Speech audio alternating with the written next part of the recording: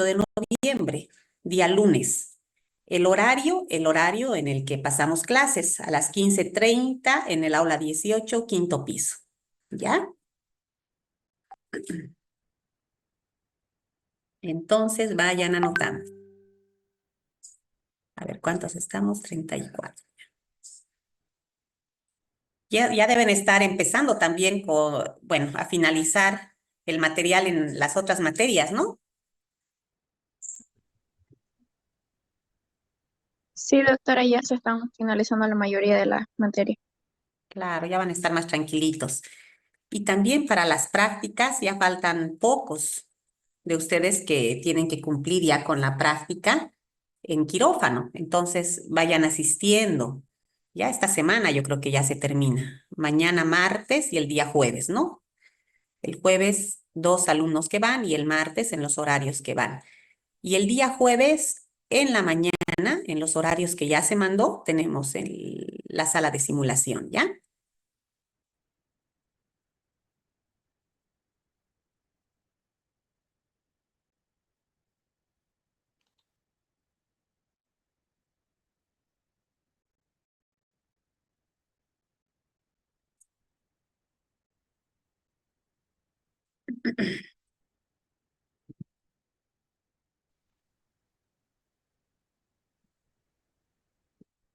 Bueno, y vamos empezando la materia.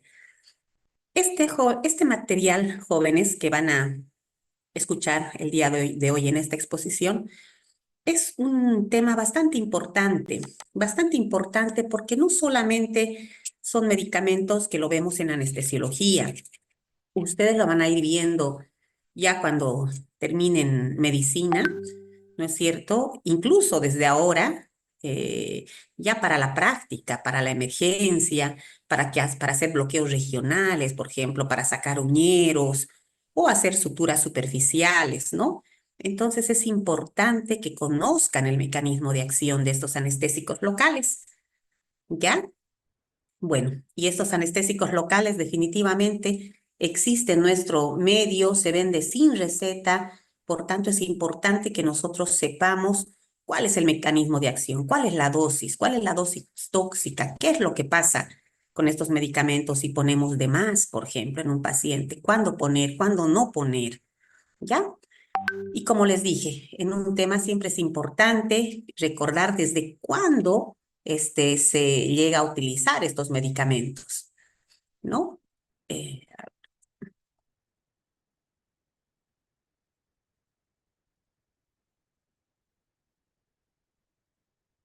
Dentro de toda la historia de estos medicamentos, que son los anestésicos locales, definitivamente, como se fijan en el cuadro, al medio está la cocaína, ¿no?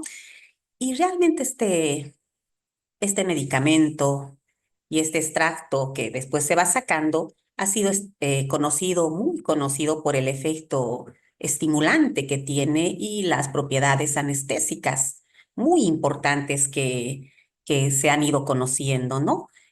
Por primera vez se ha ido introduciendo la cocaína en Europa a fines del siglo XIX ya. Y ya en 1860, con el, eh, con el aislamiento por Albert Niemann de esta cocaína, realmente se produjo y se conoció el efecto que producía el adormecimiento en la lengua.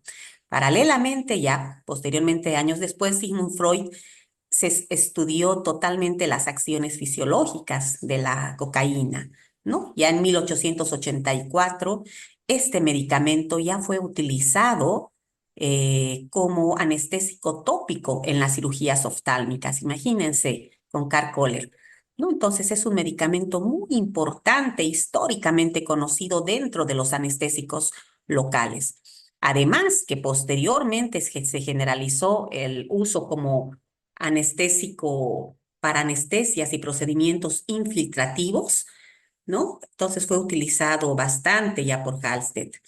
Posteriormente, dentro de los medicamentos que se fueron conociendo en ese entonces, se habla de la procaína, ¿no? Que en 1905 también se la empezó a utilizar, ¿no? Después de haberla sintetizado. Y eso fue hasta el descubrimiento de la lidocaína. Y la lidocaína se descubrió en 1943. Imagínense la cantidad de años que fueron utilizados estos medicamentos, ¿no? Esta combinación de medicamentos, ¿no? Y sobre todo, iniciaron su uso en la anestesia oftálmica. Y hoy por hoy se utiliza bastante en procesos oculares, procedimientos oftálmicos, ¿no? Y de manera tópica también, ¿ya? Y aquí hay unos cuadros como se fijan, históricos, ¿no? Donde mencionan el uso de la cocaína, y no solamente como anestésico, también como analgésico, incluso para el uso, la combinación de medicamentos para la tos también, ¿no? En la parte inferior, ustedes se fijan, estos medicamentos donde menciona la procaína, ¿no? Con la combinación, ya venían medicamentos preparados directamente para aplicación por agujas de manera infiltrativa. Y la lidocaína, ¿no? La lidocaína que hoy por hoy se sigue utilizando. Y no solamente como analgésico, como anestésico, jóvenes, analgésico y antiarrítmico, ¿ya?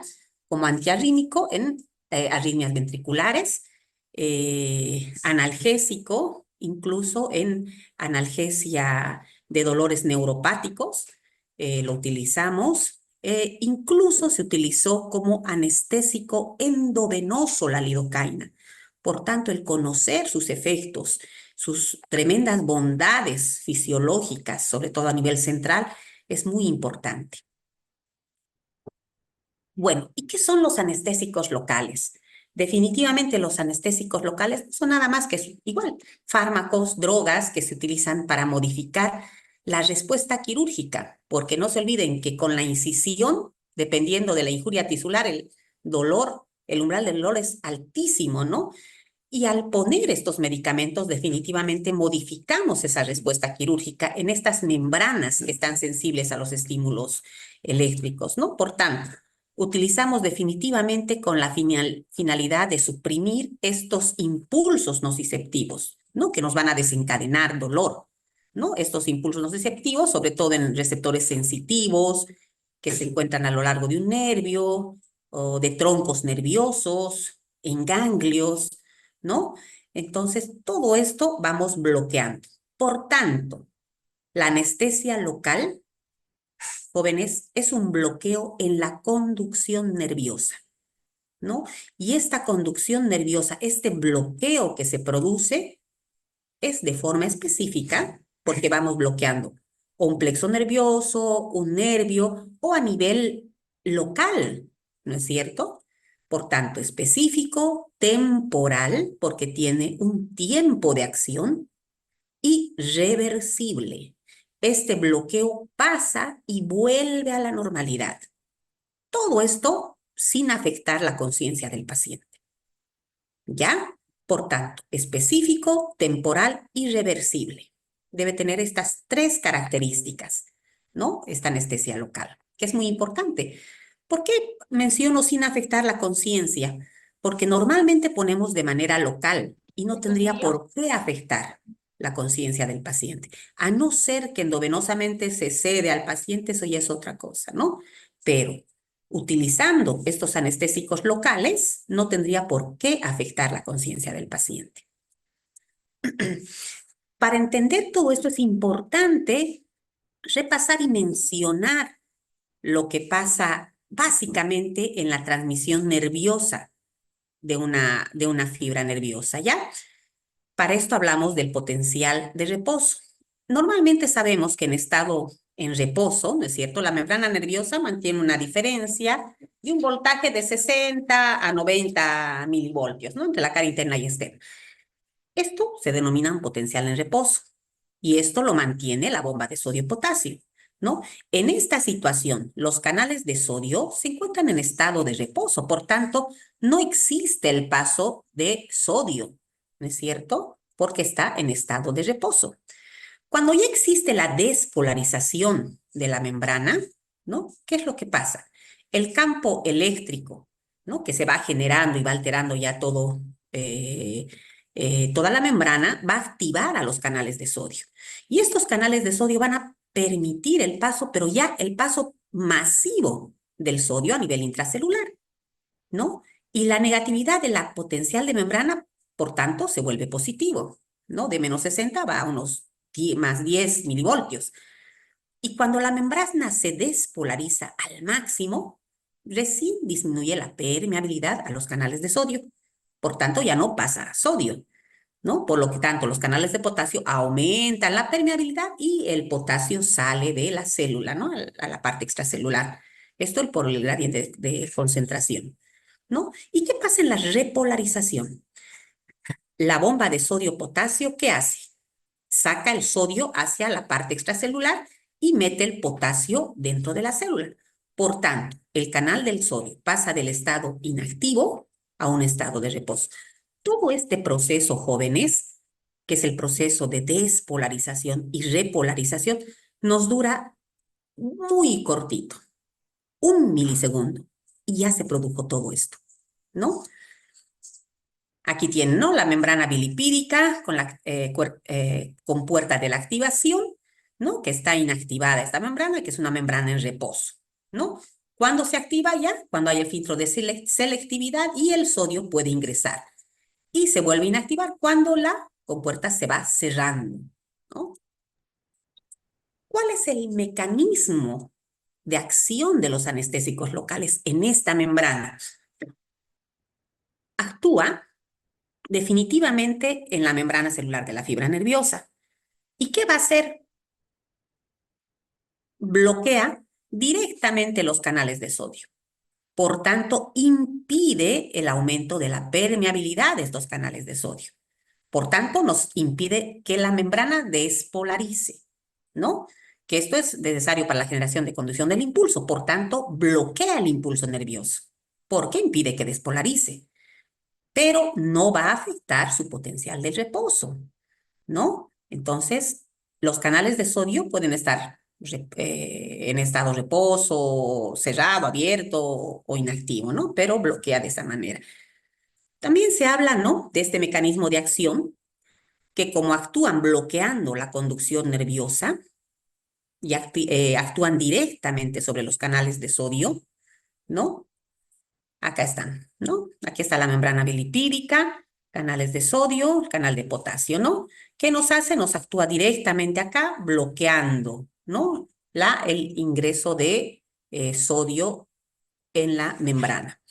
Para su mecanismo de acción se manejan tres tipos de teorías, ¿no? Una que nos dice que va a actuar directamente a nivel de los canales de sodio, alterando su excitabilidad de la membrana. Por tanto, altera la polarización del potencial de acción. Ese sería un mecanismo de acción. Otro mecanismo de acción que va a alterar la lipofilidad de la molécula del anestésico. Por tanto, hay un bloqueo de la aferencia sensitiva. Y tercer mecanismo de acción que actúa directamente a nivel de los receptores específicos de la membrana, que también van a disminuir la permeabilidad de los canales de sodio, ¿no? Y acá tenemos igual un canal. Un canal, mire, donde bloquea el ingreso de sodio a la célula, ¿no es cierto? La parte extracelular, la membrana bilipídica, ¿ya? Acá tenemos un canal de sodio activo, ¿no?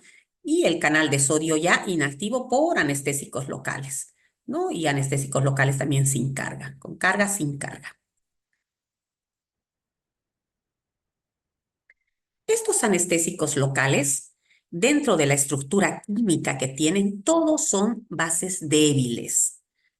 Todos son bases débiles, por lo que tienen un pK de 7,5 a 9. Por tanto, ¿qué implica? ¿Qué nos implica todo esto? Normalmente el pH fisiológico, en el pH fisiológico que están ionizados en gran proporción, influye bastante, por ejemplo, cuando se utiliza un anestésico local, que es una base débil, a a un espacio o a una región del organismo donde el pH, por ejemplo, está alterado, ¿no? En cuadros acidóticos, por ejemplo, en un cuadro de de alteraciones que tiene el paciente, entonces no va a dar completamente el mecanismo de acción con buen efecto, ¿no? La fracción no ionizada del medicamento, del anestésico local, va a atravesar las vainas lipofílicas que cubren el nervio. Y esto es responsable de la molécula hasta la membrana axonal. Pero la forma activa va a ser el catión, ¿no? La estructura química, ¿no? El núcleo aromático, su cadena hidrocarbonada, en la unión puede ser un éster y una amida. Es así que los medicamentos, que son estos anestésicos locales, pueden ser aminoésteres o aminoamidas, ¿no? Los aminoésteres y las aminoamidas. Estos aminoésteres son hidrolizados en el plasma por la pseudocolinesterasa plasmática. Estos medicamentos tienen una acción bastante corta y el prototipo de estos aminoésteres es la procaína. Y de las aminoamidas, ¿no? De acuerdo a la clasificación química que tienen, se metabolizan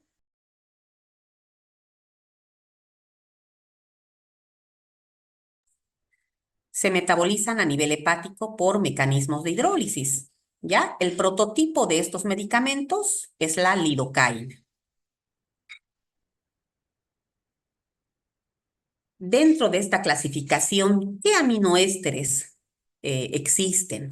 ¿No? Uno de los primeros históricamente conocidos es la cocaína, segundo la procaína, la clorprocaína, la tetracaína, la proparacaína, y dentro de las aminoamidas tenemos un amplio grupo de medicamentos, como la lidocaína, la bupivacaína, la benzocaína, la dibucaína, etidocaína, levobupivacaína, mepivacaína, cincocaína, prilocaína, ropivacaína. De estos medicamentos, ¿cuáles utilizamos? De los aminoésteres se sigue utilizando la cocaína, la procaína, pero en preparados para aplicación oftalmológica. Y de las aminoamidas, ¿cuáles utilizamos? La lidocaína, la bupivacaína, la levobupivacaína y la ropivacaína, jóvenes. La prilocaína viene sobre todo para aplicación tópica. ¿Cómo se clasifican por la potencia y su duración? De potencia baja y duración corta son los aminoésteres, sobre todo, ¿no? La procaína y la clorprocaína. De potencia y duración intermedia están ahí los aminoamidas, mebivacaína, lidocaína. La potencia alta y duración larga, bupivacaína y la ropivacaína. De acuerdo a su presentación, jóvenes pueden venir en ampollas. Por ejemplo, la lidocaína viene en frasco, en solución líquida.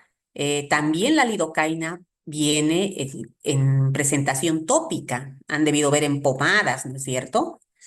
También viene en spray, ¿ya? Por tanto, se absorbe también en la mucosa. La bupivacaína viene en frascos, también en ampollas, ¿no? En solución líquida, ¿no? Entonces, para las aplicaciones oftalmológicas viene normalmente líquido o tópico, ¿no? Que lo van manejando,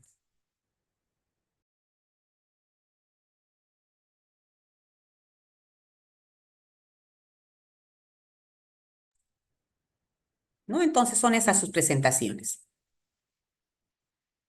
Para hablar de la farmacocinética de los anestésicos locales y entender cómo es la farmacocinética, cómo es su absorción, la distribución del medicamento, dónde se metabolizan, cómo se eliminan, cómo es su excreción, es importante mencionar, por ejemplo, en la absorción, que se absorbe en piel lesionada, ¿no? Y también la piel que no está intacta. La absorción por la vía mucosa es muy rápida de estos anestésicos locales.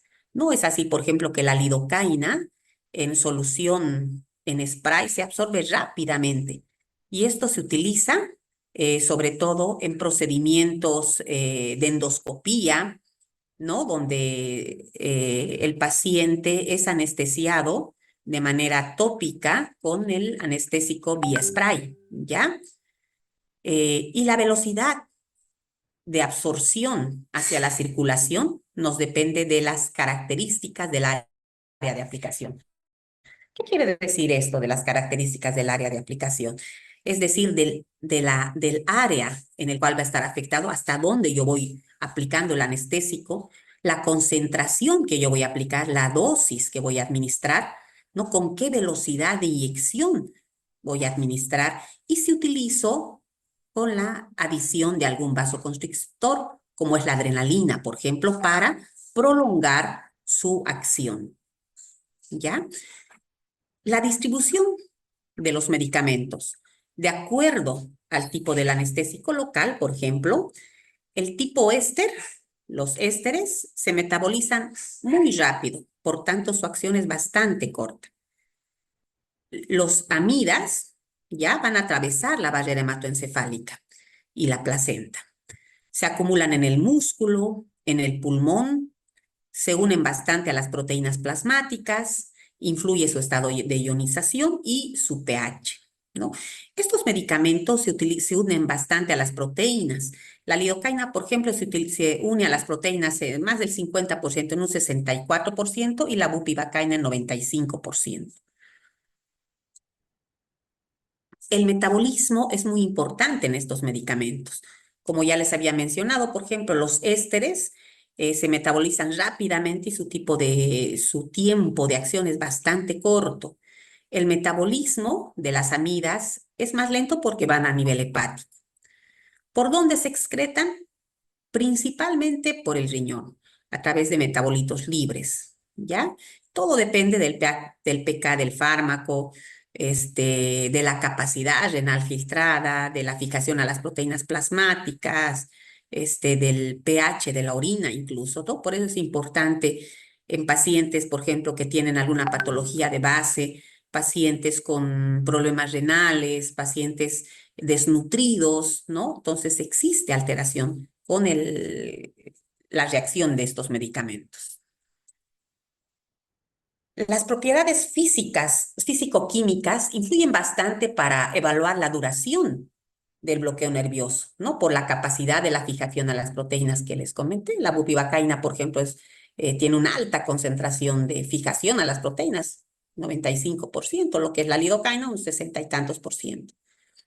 Y el tiempo de latencia. El tiempo de latencia influye bastante porque está directamente relacionado al pK del anestésico local, ¿no? A su coeficiente de partición y al pH del medio. ¿Ya? ¿Por qué? Porque estos anestésicos locales, como atraviesan la membrana bilipídica, ¿no? Si están unidos a protones, el paso por la membrana bilipídica no pasan muy lento. Por tanto, el tiempo de latencia se demora mucho más, es mucho más prolongado. Y si están libres sin unión a protones, su paso es más rápido, entonces su tiempo de latencia es más corto. La potencia va muy relacionada a la liposolubilidad del medicamento, ¿no? La latencia, por tanto, alcanza su efecto de bloqueo máximo. Por ejemplo, en el uso de la lidocaína, su tiempo de latencia ya es rápido, a los 5 minutos, 10, 5, 7 minutos, ya está bloqueado esa región, ¿no? Y el pK no es nada más que el pH a la cual la mitad de la sustancia se encuentra en forma disociada y la otra mitad en forma base, ¿ya? ¿Por qué influye bastante el pH, por ejemplo? En cuadros que tienen alguna alteración, alguna lesión, alguna secreción, por ejemplo, cuadros con pus, por ejemplo, lastimosamente ahí en esa región existe un pH ácido, ¿no es cierto? Y el anestésico local, el tiempo de latencia va a demorar bastante para que podamos tener su máxima acción, ¿no? Y en un pH alto, el aumento de forma base es difusible. Por tanto, en el mecanismo de acción, los anestésicos locales se unen a la subunidad alfa. Al unirse, bloquean los canales de sodio dependientes del voltaje. Interfieren en el flujo de sodio, que se relaciona con la despolarización de la membrana, ¿cierto? No nos va a alterar el potencial en reposo, se aumenta las concentraciones del anestésico local, la conducción del impulso nervioso se hace lento, la sensibilidad del bloqueo está determinada por el diámetro axonal de la fibra nerviosa. A menor diámetro y falta de mielina, la amielínica, hay mayor sensibilidad al anestésico local. Entonces, las fibras A delta, sobre todo, ¿no? La absorción influye bastante en el sitio de aplicación, si añadimos o no algún vasoconstrictor como la adrenalina, ¿no? Y el uso del anestésico local. La distribución se afecta bastante por la perfusión tisular de la región donde se puso el anestésico local, la relación del coeficiente de partición, tejido-sangre, y la masa tisular en el paciente. El metabolismo y la excreción, ¿no? De los dos grupos, ésteres y amidas. De los ésteres es a nivel de la plasmático, ¿no? Por la pseudocolinesteras. Y los metabolitos son excretados por la orina. Y en el grupo de las amidoamidas se metabolizan a nivel del hígado, ¿no? Por la enzima P450 y se eliminan de igual manera a través del riñón, ¿no? Al hablar de todos estos medicamentos, obviamente, tenemos que saber eh, el uso y todos los detalles, las dosis de cada medicamento. Por ejemplo, en los anestésicos locales o los aminoésteres, ¿no? Como ya les comenté de la cocaína. No están presentes obviamente en la hoja de coca, pero todo eso es procesado para poder utilizarlo. Normalmente se utiliza para uso tópico, viene al 1 al 4% y se absorbe en todos los sitios de aplicación, ¿ya? También se puede administrar por vía oral o nasal, ¿no? Su metabolismo es directamente por las esterasas plasmáticas, es una esterasa. Es un anestésico local dentro de los efectos que produce es a nivel central, ¿no? Estimula el sistema nervioso central y al estimular el sistema nervioso central, por su efecto estimulante, produce euforia, a nivel cardíaco, taquicardia, vasoconstricción, y todo ello nos lleva a cuadros de hipertensión arterial, de hipertermia también en el paciente y farmacodependencia. ¿Ya? Para la mucosa nasal es como utilizado como un tópico vasoconstrictor potente. No se utiliza con vasoconstrictores porque ya de entrada su acción es un vasoconstrictor. La procaína, que también es un aminoéster, eh, se utiliza en concentraciones del 1 al 2% en infiltraciones. Este medicamento ha ido reemplazando bastante a la cocaína. Igual viene en frascos, como lo ven, ¿no? De manera líquida, se absorbe fácilmente vía parenteral. Se puede utilizar con o sin vasoconstrictores, ¿no? Su metabolismo igual por las esterasas plasmáticas y se hidroliza en ácido paraminobenzoico. La clorpocaína, otro aminoéster, también tiene una latencia y duración de acción corta, una toxicidad sistémica reducida, se utiliza en solución al 1% para bloqueos periféricos, al 2 al 3% para bloqueos epidurales. Hoy por hoy no se utiliza ya porque tiene una toxicidad aguda. Ya no se utiliza, no está en el mercado. No, su metabolismo por la pseudocolinesterosa plasmática, a veces iba asociado a la bupivacaína. Venía con bastante riesgo de neurotoxicidad por el conservante que utilizaban. La tetracaína, que ha sido uno de los anestésicos aminoésteres más potentes, hoy por hoy se utiliza para aplicación tópica en oftalmología. Posee una duración de acción prolongada de 2 a 3 horas, ¿no? Con adrenalina mucho más, hasta 6 horas. Su periodo de latencia es 5 minutos y está anestesiado. También se utilizaba para anestesias subaracnoideas También venía para aplicación tópica en oftalmología. Y bueno, bueno, dentro de los anestésicos aminoamidas tenemos la benzocaína, que es incluso hoy por hoy el anestésico más utilizado en odontología. También se utiliza por vía tópica, se absorbe demasiado lento, produce hipersensibilidad en algunos pacientes, por tanto es importante estar pendiente de ello. No se utiliza en niños de 2 años. Se conoció algunos problemas en la deglución por la anestesia que daba, por tanto había un riesgo de aspiración en el paciente. La bupivacaína es otro anestésico local aminoamida que utilizamos bastante. Se metaboliza a nivel del hígado, se excreta por el riñón, nos produce una ligera vasodilatación. Podemos utilizar con un vasoconstrictor. Su inicio de acción es hasta los 10 minutos, 5 a 10 minutos. Tiene un buen bloqueo anestésico con mayor duración, ¿no? Hasta 60 minutos, 1 hora y media tranquilamente.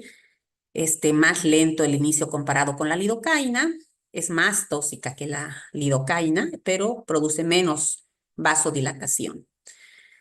Eh, Puede producir alguna toxicidad cardíaca si es que uno pasa la dosis kilo peso.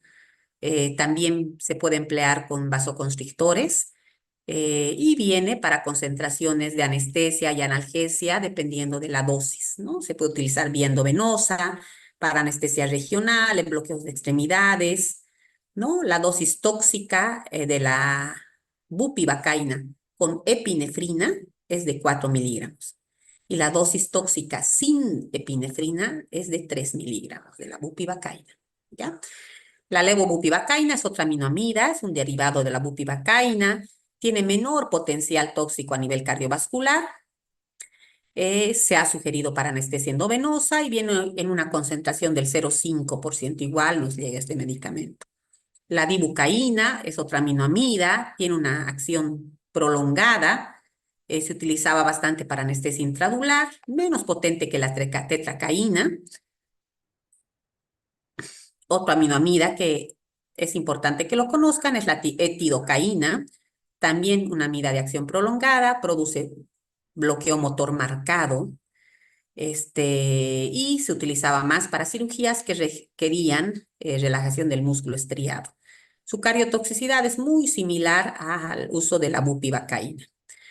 Y la lidocaína, jóvenes, ¿no? Este medicamento que realmente van a encontrar en todos lados.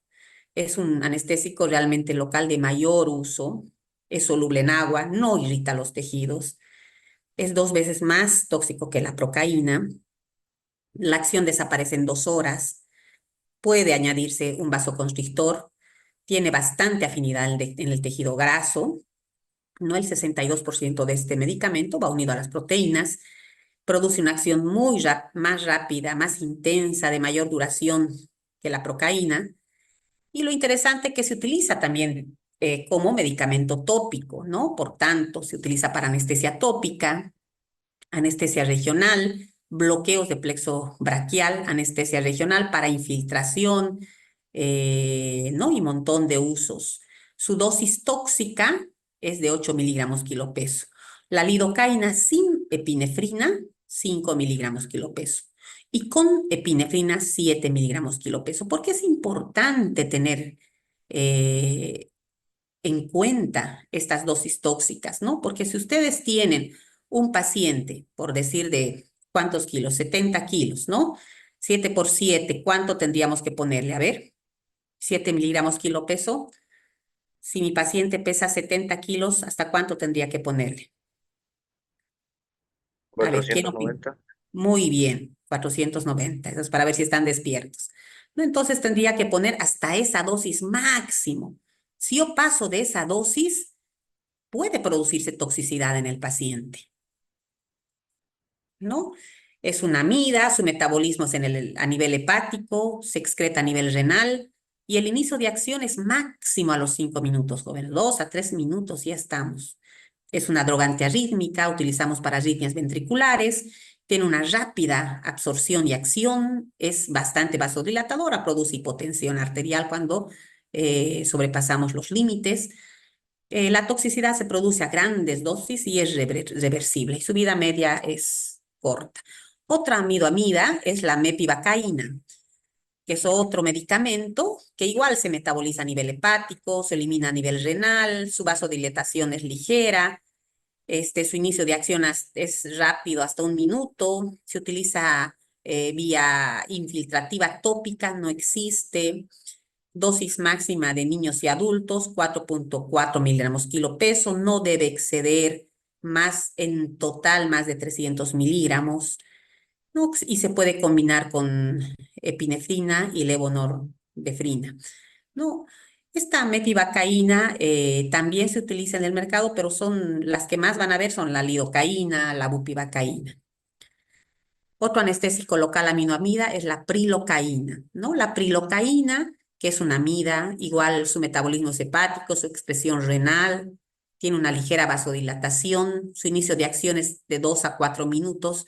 Este medicamento, jóvenes, es una belleza porque viene vía tópica, viene en un compuesto que se llama EMLA, ¿no? Es para la anestesia de la piel, ¿no? Es el más indicado. La ropivacaína es otra aminoamida, es un anestésico local de larga duración con menor cardiotoxicidad, menos potente que la bupivacaína. Sobre todo se utiliza más en anestesia obstétrica, ¿ya?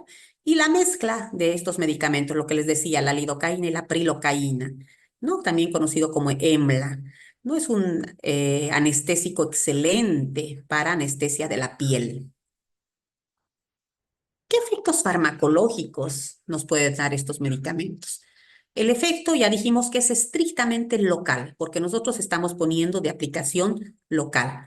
Jóvenes, si en algún momento se corta el Zoom, voy a compartir otro link, ¿ya? ¿No? Y para conseguir su efecto, obviamente aplicamos una concentración adecuada a nivel del nervio o a nivel de la región que queremos anestesiar, ¿no? Este cuadro que están viendo, ¿no? Nos muestra las dosis máximas que debemos administrar con adrenalina o sin adrenalina, ¿ya? Por ejemplo, con la lidocaína, lo que les dije, 4 miligramos sin adrenalina máximo kilo peso, con adrenalina hasta 7 miligramos. De la metivacaína, 4, igual con adrenalina, 7. De la bupivacaína, 2,5, 3,2. Eso va hasta 4 y 3 es el otro. Igual.